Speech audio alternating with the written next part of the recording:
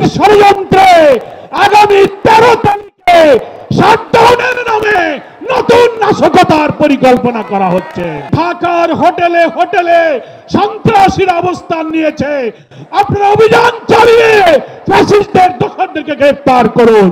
আমরা আজকে দেখতে পাচ্ছি বাংলাদেশের রাজনীতির ইতিহাসে স্বাধীনতার 54 বছর পর ঐতিহাসিক পল্টন মোড়ে এই বিশাল যে মহাসমাবেশ, এটা আগামী দিনের রাজনীতির একটি মাইল ফলক হয়ে থাকবে।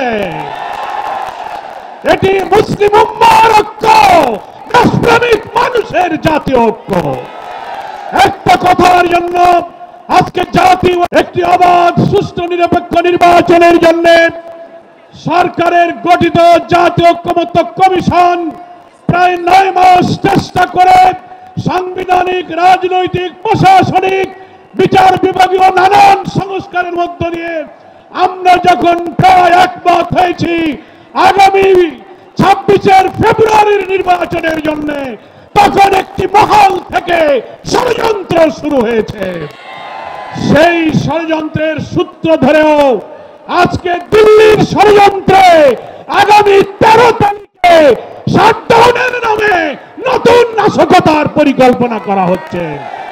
এই সুযোগ বন্ধ করে আমরা সরকারের কাছে আবেদন জানাতে চাই, যারা দাবি করছেন একদিনে গণভোটার, জাতীয় নির্বাচন, সংবিধান বিশেষজ্ঞ একমত, জুলাই জাতীয় সনদের যেসব সংস্কারগুলো একমত হয়েছে, 48টি বিষয়ে সংবিধানের অনেক সংস্কার হয়েছে। দলের প্রধান, সরকারের প্রধান এক থাকনিটি হবে, দ্বিকক্ষ বিশিষ্ট পার্লামেন্ট সহ যা যা সংশোধন হয়েছে গণভোটে, তা যদি আইনি ভিত্তি না হয় তাহলে কিসের ভিত্তিতে জাতীয় নির্বাচন হবে? এই সরকারকে হাইকোর্টের আর্টিকেল 106 এর মধ্য দিয়ে রেফারেন্স সহকারে সরকারের বৈধতার কথা অনেকে বলেছেন, কিন্তু বাংলাদেশের সংবিধান বিশেষজ্ঞরাও 106 সম্পর্কে আইনের বিতর্ক সৃষ্টি করেছেন। ফলে একমাত্র গণভোটের মধ্য দিয়ে জাতির আকাঙ্ক্ষা পূরণের যত সংস্কার হয়েছে তার আইনি ভিত্তি দেওয়া সম্ভব। তা না হলে জাতীয় নির্বাচনের বৈধতা, এই সংস্কার পূরণ হবে না।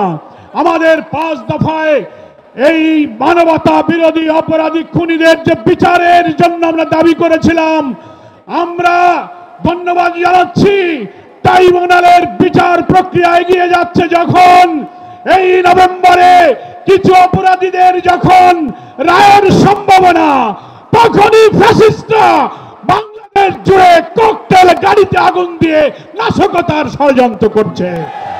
আমরা বলতে চাই শিষ্টমন্ত্রীকে, আমরা শুনছি ঢাকার হোটেলে হোটেলে সন্ত্রাসীরা অবস্থান নিয়েছে।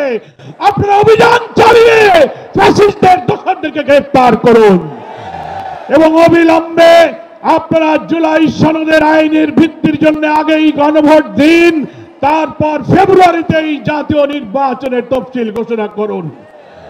জাতি সরকারকে সহযোগিতা করবে। আজকে জাতীয় নেতৃবৃন্দ আগামী দিনের পথে যাত্রা নির্দেশনা দেবেন।